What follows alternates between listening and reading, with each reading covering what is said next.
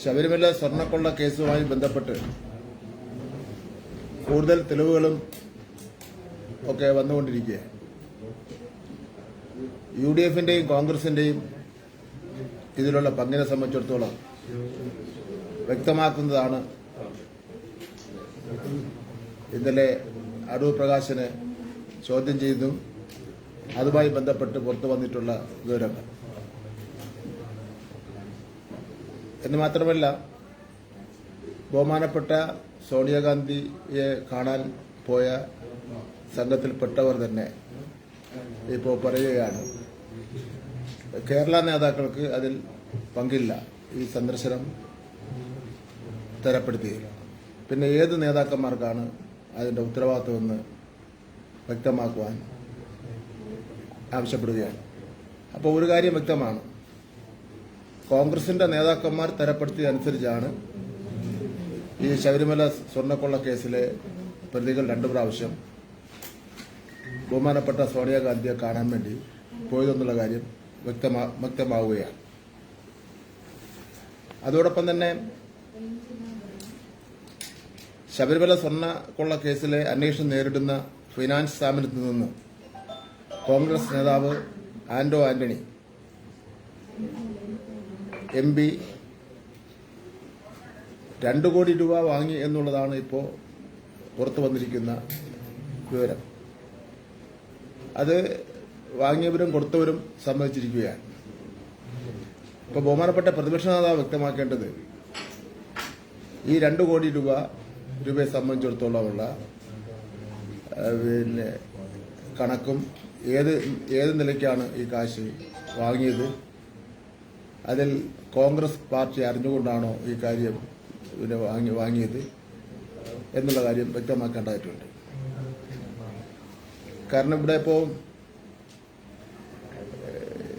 ചെറിയ സാമ്പത്തിക തിരിമറികൾ ഉള്ളപ്പോൾ പോലും ചില മാധ്യമങ്ങളൊക്കെ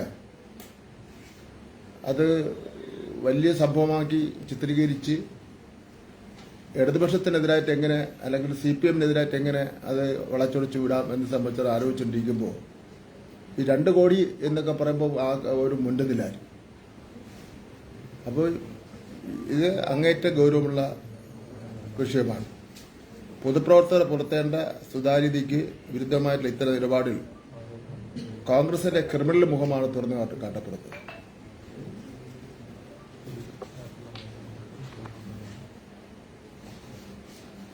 (2019) ലോക്സഭാ തെരഞ്ഞെടുപ്പിൽ പ്രചരണത്തിനായി NM രാജുവിൽ നിന്ന് 2 കോടി രൂപ വാങ്ങിയെന്ന് ഇപ്പോൾ പുറത്തു വന്നിരിക്കുകയാണ്. MP തന്നെ ഇത് ഭാഗികമായി സമ്മതിച്ചിട്ടുണ്ട്.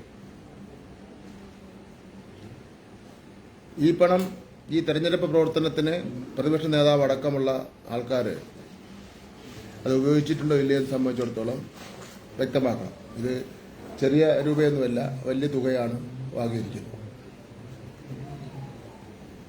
അതുപോലെ തന്നെ ഇന്ന് മുഖ്യമന്ത്രി 110 സീറ്റ് കിട്ടുമെന്ന് ഞങ്ങൾ മന്ത്രിമാരെല്ലാം പ്രഖ്യാപിച്ചതിനെ തമാശ രൂപത്തിലെടുത്ത് കളിയാക്കിയിരിക്കുകയാണ് പ്രതിപക്ഷ നേതാവ്. 110 കിലോമീറ്റർ ദൂരത്തിൽ ഓടുമെന്നൊക്കെ പറഞ്ഞ്, തിരിച്ചോടുമെന്നൊക്കെ പറഞ്ഞ് തരപ്പെടുത്തിയിരിക്കുകയാണ്. അത് പ്രതിപക്ഷ നേതാവിന്റെ വെറും സ്വപ്നം മാത്രമാണ്.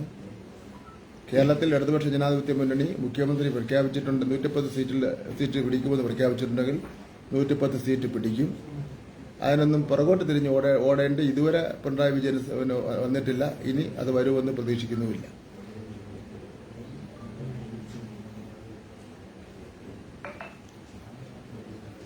ഈ ശബരിമല സ്വർണ്ണക്കവർച്ച കേസിൽ കോൺഗ്രസ് നേതൃത്വത്തിന്റെ പങ്ക് ഓരോന്നായി പുറത്തു വന്നപ്പോൾ അതിൽ നിന്ന് ശ്രദ്ധ തിരിക്കാനാണ് AICC general secretary KC Venugopal മുഖ്യമന്ത്രിക്ക് സ്ഥലകാല ബോധം നഷ്ടപ്പെട്ടു എന്ന തരത്തിലുള്ള തരംതാണ പ്രസ്താവനയുമായി രംഗത്ത് വന്നിരിക്കുന്നത്.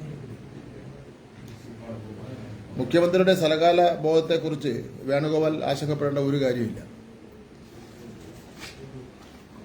മറിച്ച് കോൺഗ്രസിന്റെ സമന്വയ നേതാക്കളെ സ്വർണ്ണക്കവർച്ച കേസിലെ പ്രതിയായ ഉണ്ണികൃഷ്ണൻ പോറ്റി എങ്ങനെയാണ് സന്ദർശിച്ചതെന്ന കാര്യത്തിൽ മറുപടി പറയാനുള്ള ബാധ്യത വേണുഗോപാലിനുണ്ട്. സോണിയാഗാന്ധി, ബഹുമാനപ്പെട്ട സോണിയാഗാന്ധിയുമായിട്ടും ആ കുടുംബമായിട്ടും നല്ല ബന്ധമുള്ള വേണുഗോപാൽ അതിനെ സംബന്ധിച്ചിടത്തോളം ഇതുവരെ ഒരു അക്ഷരവും കാര്യമായി പ്രതികരിച്ച് കണ്ടിട്ടില്ല. സോണിയാഗാന്ധിയെ സന്ദർശിക്കാൻ സ്വർണ്ണക്കവർച്ച കേസിലെ പ്രതിക്ക് ആരാണ് അവസരമൊരുക്കിയത്? ഇപ്പം അദ്ദേഹം കേസിലെ പ്രതി പറയുന്നു കേരള നേതാക്കന്മാരില്ല എന്ന് ഒഴുക്കിൽ പറഞ്ഞു പോകുന്നുണ്ട്. AICC ജനറൽ സെക്രട്ടറി എന്ന നിലയിൽ KC വേണുഗോപാൽ അറിയാതെ ഇത്തരം കൂടിക്കാഴ്ചകൾ നടക്കുമോ?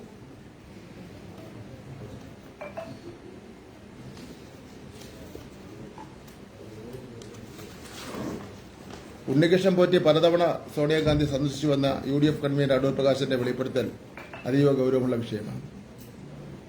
കോൺഗ്രസ് നേതാക്കൾക്ക് പോലും ലഭിക്കാത്ത ഈ അവസരം ഒരു കവർച്ചാ കേസിലെ പ്രതിക്ക് ലഭിച്ചത് ദുരൂഹമാണ്. സ്പെഷ്യൽ ഇൻവെസ്റ്റിഗേഷൻ ടീം അന്വേഷണം നടത്തുമ്പോൾ സത്യങ്ങൾ പുറത്തുവരും. ഇതിലെ പല സത്യങ്ങളും കോൺഗ്രസുമായിട്ട് ബന്ധമുള്ള പല സത്യങ്ങളും പുറത്തുവരുമെന്ന് പേടിച്ചുകൊണ്ടാണ് പ്രതിപക്ഷ നേതാവ് പ്രത്യേക അന്വേഷണ സംഘത്തിനെതിരായിട്ട് അഭിപ്രായം പ്രകടിപ്പിക്കുകയും മുഖ്യമന്ത്രിയുടെ ഓഫീസ് അതിൽ ഇടപെടുന്നു എന്ന് പറയുകയും എന്തിനധികം പറയുന്നു കോടതിയെ പോലും തള്ളിപ്പറയുന്ന ഒരു നിലപാട് എടുക്കാൻ വേണ്ടി വെപ്രാളം കൂടുന്നത് കോൺഗ്രസിന്റെ ഈ കാര്യത്തിലുള്ള ഇടപെടൽ ഓരോന്നായിട്ട് ഓരോ ദിവസത്തോറും വ്യക്തമാക്കിക്കൊണ്ടിരിക്കുന്നതിൽ വിരളിപൂണ്ടാണ് ബഹുമാനപ്പെട്ട പ്രതിപക്ഷ നേതാവ് ഈ അന്വേഷണ സംഘത്തെയും ബഹുമാനപ്പെട്ട കോടതിയുടെ ഇടപെടലിനെയൊക്കെ തന്നെ വിമർശിക്കുന്നതിന് വേണ്ടി തയ്യാറാകുന്നത്. കള്ളനെ കൈയോടെ പിടിക്കുമ്പോൾ ഉണ്ടാകുന്ന വിഭ്രാന്തിയാണ് വേണുഗോപാലിന്റെ വാക്കുകൾ നേടിക്കുന്നത്. കേരളത്തിലെ ജനങ്ങൾക്ക് എല്ലാം അറിയാം. മുഖ്യമന്ത്രിയെ വ്യക്തിപരമായി അധിക്ഷേപിച്ചുകൊണ്ട് കോൺഗ്രസ് നേതാക്കന്മാരുടെ മോഷണബന്ധം മറച്ചുവെക്കാനാവില്ല എന്ന് വേണുഗോപാലും VD സതീശനും മനസ്സിലാക്കിയിരിക്കുക. വേണുഗോപാൽ ആദ്യം സ്വന്തം പാർട്ടിയിലെ സ്വർണ്ണബന്ധങ്ങളെക്കുറിച്ച് മറുപടി പറയട്ടെ. അതിനുശേഷം മറ്റു കാര്യങ്ങളെ സംബന്ധിച്ചിടത്തോളം നമുക്ക് ആലോചിക്കാം.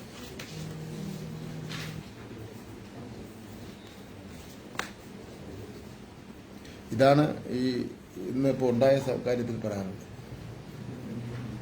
മിസ്റ്റർ ഇതിനകത്ത് കടകംപള്ളി സുരേന്ദ്രനുമായി ബന്ധപ്പെട്ട് പുതിയ ചില ചിത്രങ്ങൾ പുറത്തു വന്നിട്ടുണ്ട്. കഴിഞ്ഞ ദിവസം ആദ്യ തവണ ചിത്രങ്ങൾ പുറത്തു വന്നപ്പോൾ പോറ്റിയുടെ വീട്ടിൽ ഒരിക്കൽ മാത്രമേ പോയിട്ടുള്ളൂ എന്നായിരുന്നു കടകംപള്ളി പറഞ്ഞിരുന്നത്. പക്ഷെ ഇപ്പോൾ വീണ്ടും സന്ദർശിച്ചതായിട്ടുള്ള ചില ചിത്രങ്ങൾ കൂടി രംഗത്ത് വന്നിട്ടുണ്ട്, പുറത്തേക്ക് വന്നിട്ടുണ്ട്. അയാളെ കടകംപള്ളി സുരേന്ദ്രനെ ചോദ്യം ചെയ്തല്ലോ. അതെ, അദ്ദേഹത്തിന്റെ ഈ ബന്ധം വീണ്ടും ചർച്ചയാവുമല്ലേ? സ്വാഭാവികമാവുമല്ലോ. അയാളെ ശ്രീ കടകംപള്ളി സുരേന്ദ്രൻ അന്ന് മന്ത്രിയായിരുന്ന അവസരത്തിൽ ഉള്ള കാര്യങ്ങൾ ചോദ്യം ചെയ്തല്ലോ. ഇവിടെ ഇപ്പൊ ആക്ഷേപം എന്താ? ആ സമയത്തൊന്നും ഒരു ബന്ധവുമില്ലായിരുന്ന ഇപ്പോ മന്ത്രിയായ വാസവൻ രാജിവെക്കണമെന്ന് ആവശ്യപ്പെട്ടുകൊണ്ടാണല്ലോ സമരം മുഴുവൻ നടക്കുന്നത്.